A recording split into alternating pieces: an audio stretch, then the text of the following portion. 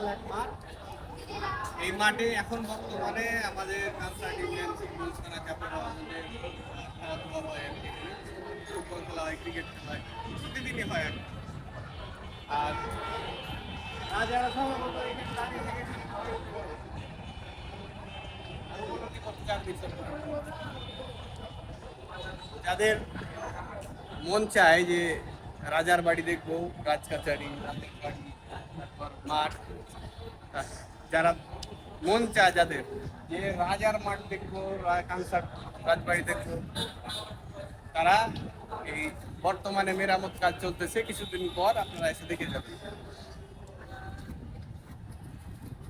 তো সবাই ভালো থাকবেন, আবার দেখা হবে ইনশাআল্লাহ কোনো এক নতুন ভিডিও।